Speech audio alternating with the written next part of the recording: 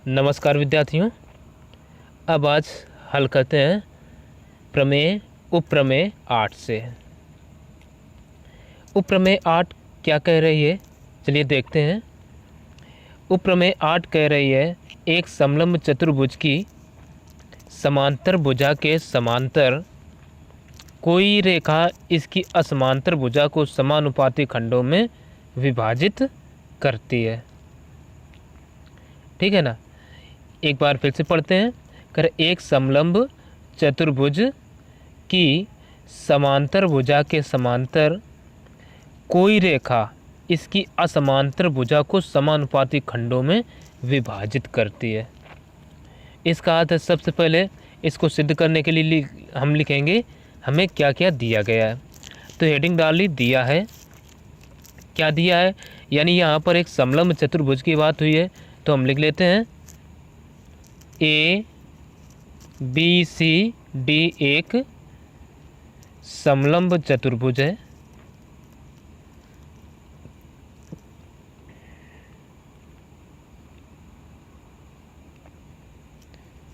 समलंब चतुर्भुज है, ठीक है ना। अब इसमें और क्या दिया गया है, इसमें हमें पता है समलंब चतुर्भुज की एक परिभाषा होती है, सम्मुख भुजाओं का एक युग्म समांतर होता है। तो इसमें कौन कौन समांतर हमने लिए हैं, ए बी और सी डी को। तो हम लिख सकते हैं जिसमें ए बी समांतर सी डी, और ये जो रेखा ई एफ है, यानी कह रहा है कि समांतर कोई भुजा समांतर भुजा के समांतर कोई रेखा इसकी समांतर भुजाओं को समानुपाती खंडों में विभाजित करती है। तो इसका अर्थ है कि ये जो ई एफ है ए बी और सी डी के भी समांतर है। तो लिख लेंगे तथा रेखा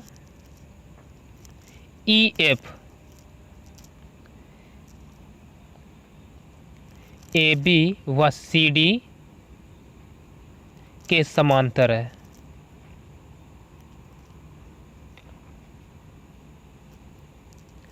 इतना हमें दिया गया है।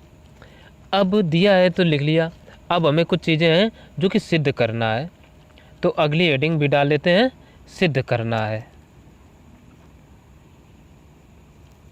सिद्ध करना है।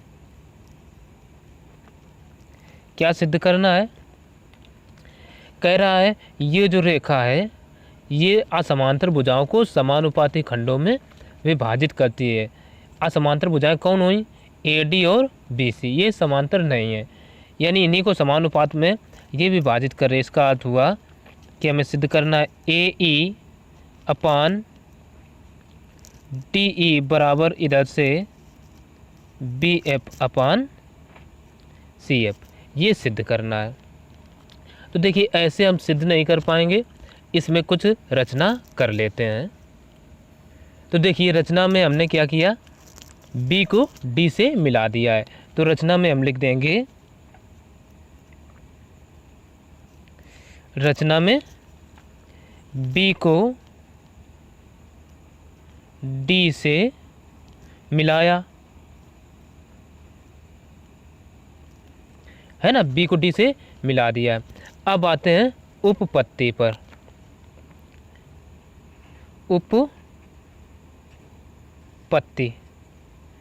उपपत्ति में देखिए क्या करते हैं।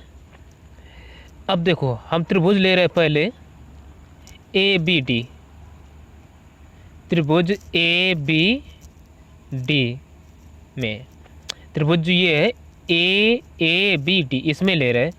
अब इसमें क्या है, क्योंकि ये जो है भुजा ई जी ये ए बी के समांतर है, तो हम लिख लेंगे चूंकि ई जी समांतर ए बी, इसलिए अब जब ये समांतर है तो इसमें थेल्स प्रमेय हम लगा सकते हैं। तो थेल्स प्रमेय से क्या हो जाएगा, डी ई अपान ए ई बराबर, देखिए हम एक नियम से चल रहे हैं, डी ई यानी ये नुकीला भाग है इसी को ऊपर रखते हैं, डी ई अपान ए ई बराबर क्या हो जाएगा, डी जी अपान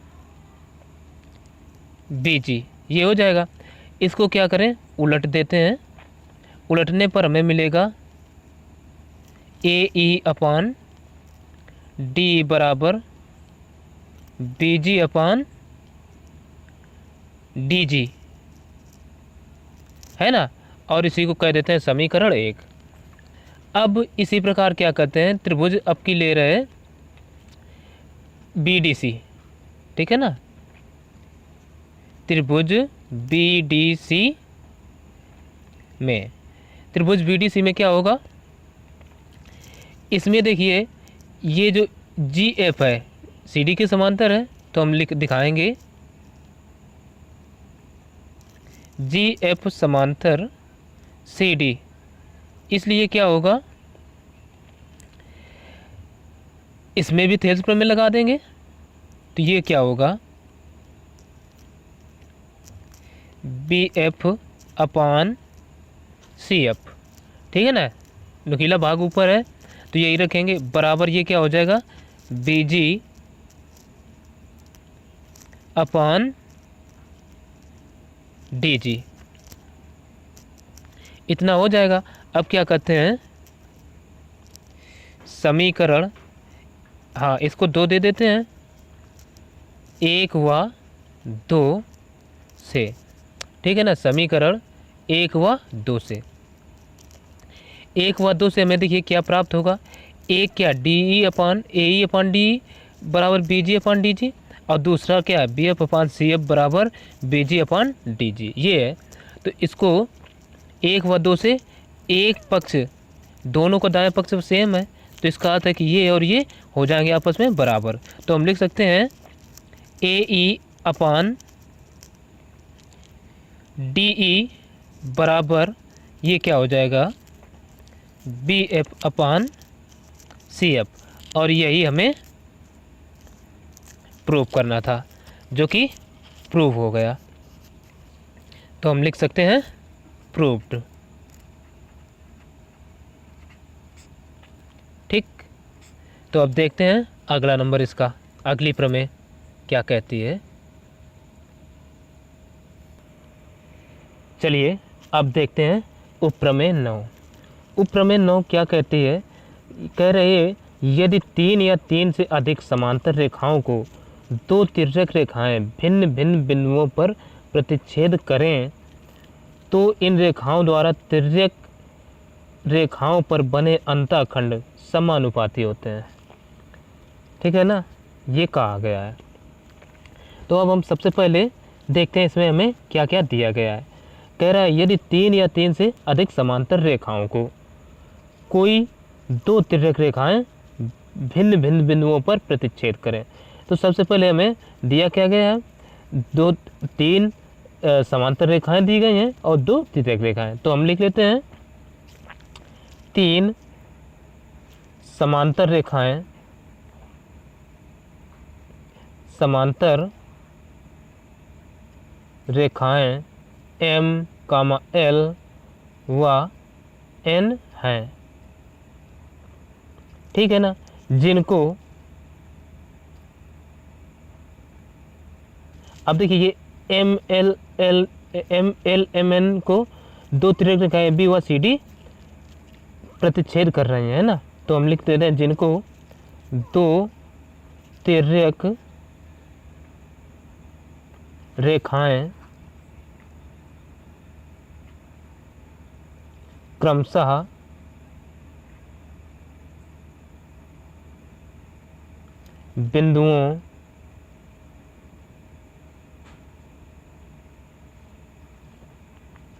बिंदुओं P Q R, P, Q व R तथा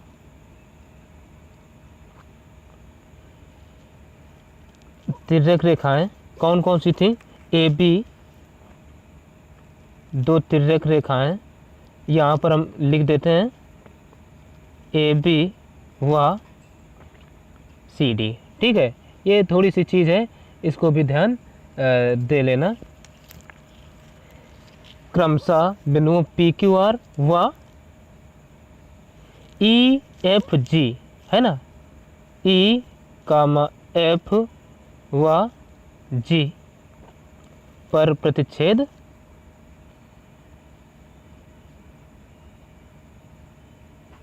करती हैं।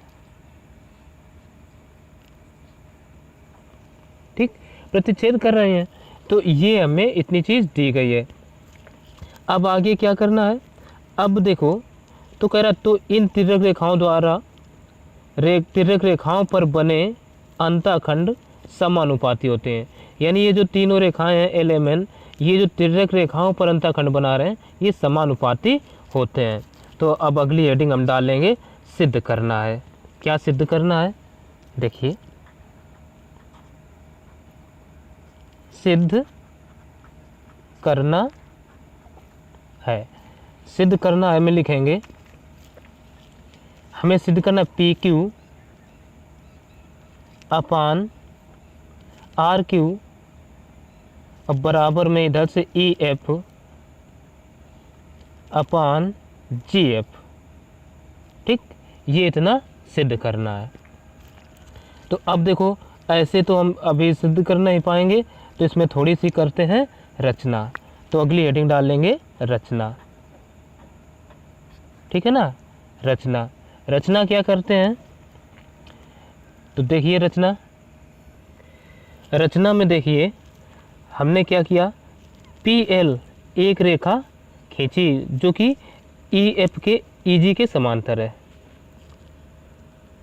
पी एल एक रेखा खींची जो ई जी के समांतर है।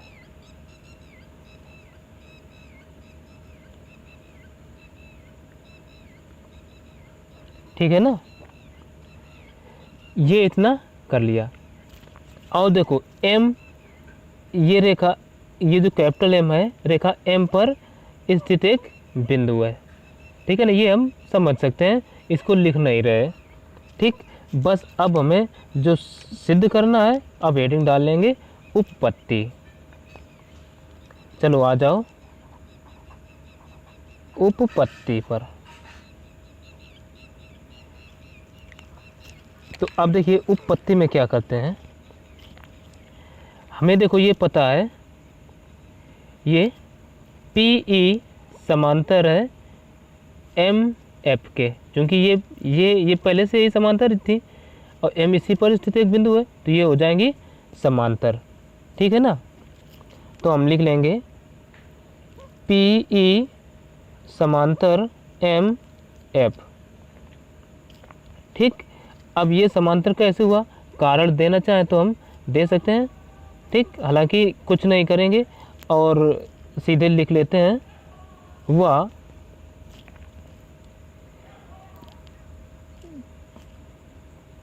पी ई समांतर एम एफ लिखा, और ये जो पी एम है ये समांतर किसके हो जाएगी, ई एफ के। पी एम समांतर ई एफ के। ठीक है ना, ये समांतर हो गई। अब इसका कारण देना चाहें तो हम लिख लेते हैं, दिया है और ये किया है रचना से, रचना से। ठीक है ना, चलो अब इनसे होगा क्या, देखिए आमने सामने की भुजाएं हैं, पी और एम एफ आमने सामने की, पी एम और ई एफ ये आमने सामने की भुजाएं हैं, तो इससे ये P M F F E एक समचतुर्भुज हो जाएगा समांतर चतुर्भुज। तो हम लिख सकते हैं पी एम एफ ई एक समांतर चतुर्भुज है।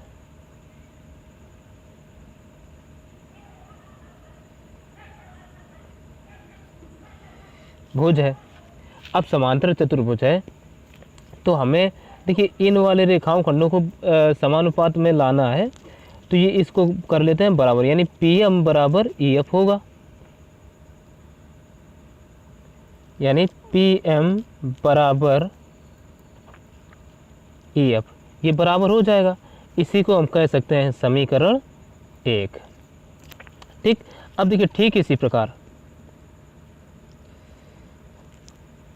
इसी इसी प्रकार अब क्या करते हैं, ये ले लेते हैं त्रिभुज, इन दोनों में MF समांतर LG के व ML समांतर हो जाएगा FG के, है ना। तो लिख देते हैं ये MF समांतर LG के, ठीक।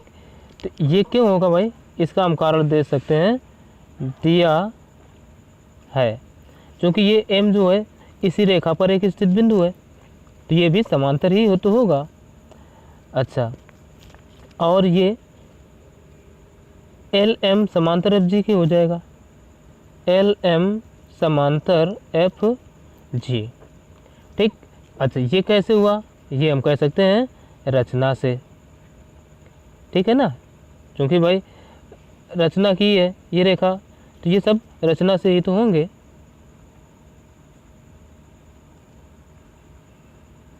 रचना से, और रचना से ये भी होगा, ठीक है ना, रचना से, और ये भी रचना से ही होगा, रचना से, ठीक भाई, क्योंकि ये रेखा तो थी नहीं, हमें दिया तो ये चीज़ें गई थी, तो चलो इतना लिख दिया, सब कुछ रचना से हो गया समांतर। तो अब इनसे होगा क्या, ये MLGF क्या होगा, एक समांतर चतुर्भुज हो जाएगा।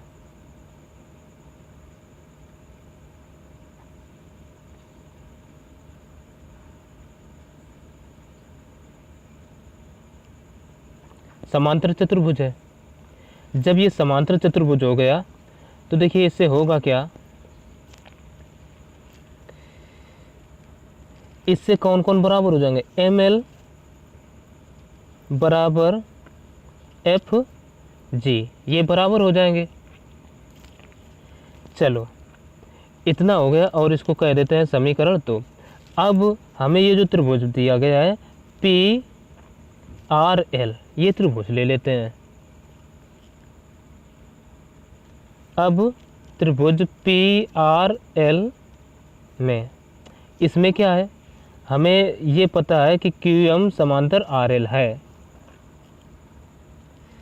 तो हम दिखा देते हैं, चूँकि QM समांतर RL, इसलिए ये क्या हो जाएगा, ये जो भुजा है हमारी QM और ये समांतर हो गई, QM और RL समांतर, तो इसमें लगा सकते हैं थेल्स प्रमेय। तो ये हो जाएगा PQ बटे QR बराबर इधर से PM बटे LM, ये हो जाएगा। कारण कह सकते हैं थेल्स प्रमेय से, ठीक है ना। जब थेल्स प्रमेय से ये इतना हो गया, तो अब हम क्या करते हैं, समीकरण 1 व 2 को देख लेते हैं। तो देखिए समीकरण 1 व 2 से, 1 व 2 से क्या करेंगे, 1 में देखिए PM किसके बराबर है, EF के, और 2 में ML बराबर है FG के, तो वही चीज़ें तो यहाँ है।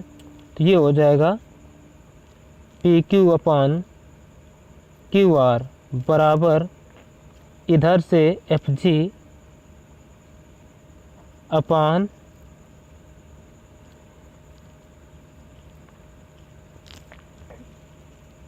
ये क्या था, इधर एक में EF था, EF करते हैं, तो हम लिख सकते हैं EF अपान GF या FG, कुछ भी लिख सकते हैं।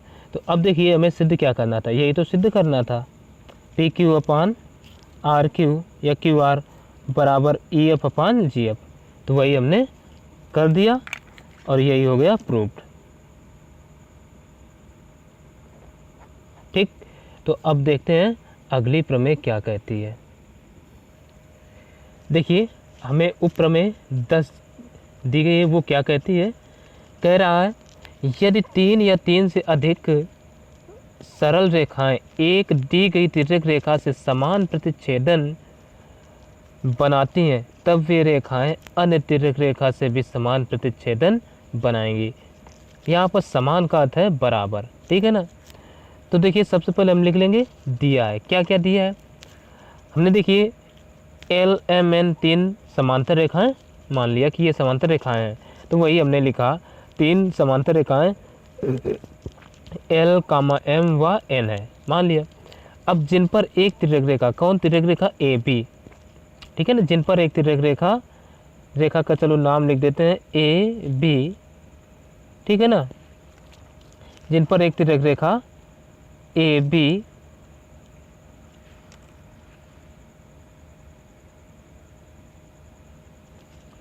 क्या कर रही है? समान प्रतिच्छेदन, यानी हमने लिख रखा PQ बराबर QR बनाती है, ठीक।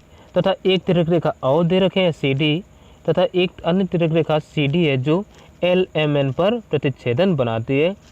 और अब हमें यह भी तो बना रही है, कौन? EF और FG ये बना रही है, लेकिन ये कैसे हैं ये हमें बताना है सिद्ध करके। तो इसका अर्थ है कि हमें सिद्ध करना है कि EF बराबर GF, ये सिद्ध करना है इतना। तो चलिए इसमें कोई रचना नहीं, ठीक, सीधे कहते हैं उपपत्ति। उपपत्ति में देखेंगे अभी जो पिछली प्रमेय हमने 9वीं पढ़ी उसमें क्या था, यदि 3 या 3 से अधिक समांतर रेखाओं को कोई 2 तिर्यक रेखाएं काटती हैं तो वो समानुपात में उन रेखाओं को विभक्त करती हैं। तो जिससे क्या हो जाएगा, PQ अपान QR बराबर EF अपान GF, ठीक। समीकरण 1 हो गया और इसको हम लिख देते हैं प्रमेय 9 से, ठीक है ना, जो पिछली प्रमेय सी थी। अब और देखिए, तथा हमें और एक चीज़ दी गई है PQ बराबर QR, यानी ये PQ और QR ये समान खंड है, तो ये बराबर दिए गए हैं। तो इसको लिख लेते हैं PQ बराबर QR। अब क्या करें, QR को बटे में भेज देते हैं, तो ये आ जाएगा PQ बटे QR बराबर 1, ठीक। समीकरण हो गया 2। अब देखिए समीकरण 1 व 2 से बायां पक्ष दोनों का सेम है, तो हम लिख देते हैं समीकरण 1 व 2 से, 1 व 2 से क्या हो जाएगा, EF बटे GF बराबर 1, तो GF को इधर गुणा करा दो, तो ये हो जाएगा EF बराबर GF। और यही तो हमें सिद्ध करना था, जो कि हो गई प्रूव्ड, ठीक। तो अब इस चैप्टर की या इस एक्सरसाइज की लास्ट थ्योरम बची है, उसको भी प्रूव करवा देते हैं। अब देखिए उपप्रमेय 11 क्या कहती है। उपप्रमेय 11वीं जो है वो कह रही है एक चतुर्भुज की सम्मुख भुजाओं के मध्य बिंदुओं को मिलाने वाला एक समांतर चतुर्भुज है। यानी फिर से एक चतुर्भुज की सम्मुख भुजाओं के, यानी एक चतुर्भुज हमने पहले क्या माना था, ABCD, कह रहा है कि सम्मुख भुजाओं के मध्य बिंदुओं को मिलाने वाला रेखा एक समांतर चतुर्भुज है, यानी मिलाने वाला रेखाखंड, ठीक है ना। यहाँ पर रेखा खंड है, एक समांतर चतुर्भुज है। तो ये हमें दिए गए प्रमेय। सबसे पहले हम लिखेंगे दिया है, क्या क्या चीज़ें दी गई हैं तो उनको हम पढ़ के लिख लेंगे। तो देखिए कह रहा है एक चतुर्भुज, यानी एक कोई चतुर्भुज होगा तो हम लिख लेंगे ABCD एक चतुर्भुज है,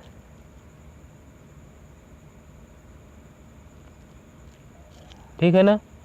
ABCD एक चतुर्भुज है। और देखिए ये PQRS ये क्या है, तो हम लिखेंगे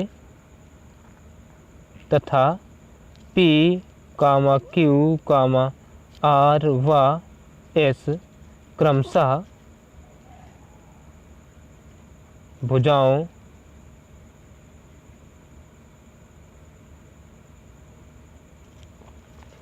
किसके A B comma B C comma C D व ए डी के मध्य बिंदु हैं, मध्य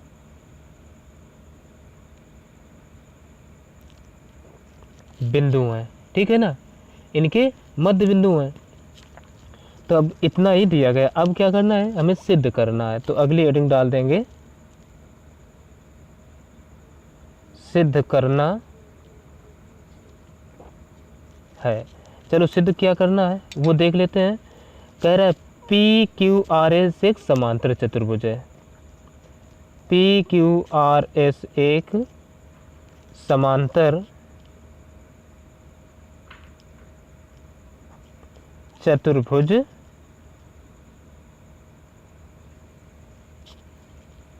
है। ठीक है ना। अब देखो इसको सिद्ध करने के लिए हम रचना करेंगे। तो हेडिंग डाल लेते हैं रचना, क्योंकि ऐसे तो सिद्ध नहीं कर पाएंगे। रचना में हमने किया ए को सी, ए और डी को बी से मिलाया, ए को सी व डी को बी से मिलाया, ये रचना कर ली। तो उतना हमने लिख लिया। अब आते हैं उपपत्ति पर। चलो उपपत्ति देख लेते हैं। उपपत्ति में देखिए हम पहले ले रहे त्रिभुज, ये ऊपर ए बी डी है, ए बी डी ही लिए लेते हैं। त्रिभुज ए बी डी में, ए बी डी में क्या करते हैं, हमने पिछले वर्ष कक्षा 9 में एक प्रमेय पढ़ी थी जिसको कहते हैं मध्य बिंदु प्रमेय। उसी प्रमेय का यहाँ पर अब प्रयोग होने वाला है। तो देखिए मध्य बिंदु प्रमेय क्या होती है। ये जो त्रिभुज है ए सी इसका विकर्ण है, ठीक है ना। तो जब और ये एस और पी इनके मध्य बिंदु हैं दोनों भुजाओं के, तो इसका मतलब इनको जो मिलाने वाला रेखाखंड होता है इस तीसरी भुजा के समांतर होता है। तो यही हम लिखते हैं एस पी समांतर बी डी व ये जो एस पी है ये आधा भी होगा किसका, 1/2 बी डी के होगा। अब ये हो गए हमारी समीकरण 1। अब ये हुआ कैसे, तो हम डाल देते हैं मध्य बिंदु प्रमेय, ठीक है ना, MPT यानी मिड पॉइंट थ्योरम, ऐसा लिख दिया। हमने पिछले वर्ष पढ़ी थी। अब त्रिभुज ले लेते हैं। अभी ABD लिया था, अब ले रहे BDC। त्रिभुज BDC में, तो BDC में क्या करते हैं, इसमें भी देखिए RQ जो है ये क्या होगा, RQ समांतर होगी BD के व RQ बराबर हो जाएगा 1/2 BD के। समीकरण 2 रीजन सेम MPT यानी मिड पॉइंट थ्योरम के से, ठीक है ना। अब देखो समीकरण 1 व 2 से, समीकरण 1 व 2 से, 1 व 2 से हम क्या देखेंगे कि जो SP है ये किसके समांतर है, SP समांतर हो गई BD के, ठीक। और ये BD की आधी भी है, तो इससे क्या होगा, और इसमें देखें ये जो RQ है ये समांतर है BD के और RQ बराबर 1/2 BD के। तो ये SP और RQ समांतर हो जाएंगे समीकरण 1 व 2 से। तो हम कह सकते हैं SP समांतर RQ और वह ये जो SP है बराबर RQ के हो जाएगा। ठीक है ना। अब बस अभी हमने त्रिभुज ABD और ये BDC लिया, इसी प्रकार से हम ADC और ABC लेकर के भी देख सकते हैं। तो हम हालांकि वो लिख नहीं रहे, बस लिख देते हैं इसी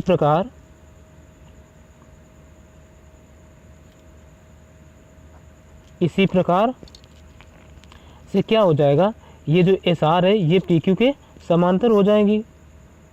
SR समांतर PQ हुआ, यही जो SR है ये बराबर भी हो जाएगी किसके, PQ के। जब ये कंडीशन आ गई तो यहीं से हम कह सकते हैं कि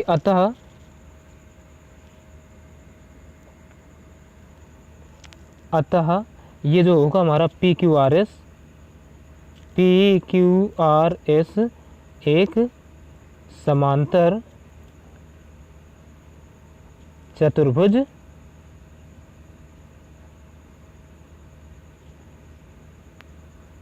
है। ठीक है ना, बस ये इतनी सी ये प्रमेय थी। अच्छा, समांतर चतुर्भुज कंडीशन क्या होती है, आमने सामने की भुजाएं बराबर व समांतर होती हैं, तो वही तो हमने कर दिया। तो इससे ये सिद्ध होता है कि ये एक समांतर चतुर्भुज है। तो ये आज इस वीडियो में 2 प्रमेय ये भी प्रूव हो गए। तो अब अगले वीडियो में आपको हल करवाएंगे एक्सरसाइज 6.1 या 7.1 है। तो बस बने रहिए हमारे साथ। और हाँ, यदि अभी तक चैनल को सब्सक्राइब नहीं किया तो सब्सक्राइब कर लें, वीडियो को ज़्यादा से ज़्यादा लाइक करें, अपने दोस्तों को भी शेयर करें और बेल आइकन को भी प्रेस करें, ताकि जैसे ही मैं कोई नया वीडियो अपलोड करूँगा तो उसका नोटिफिकेशन आपको सबसे पहले मिल जाएगा। तो चलिए मिलते हैं फिर अगले वीडियो में, तब तक के लिए नमस्कार।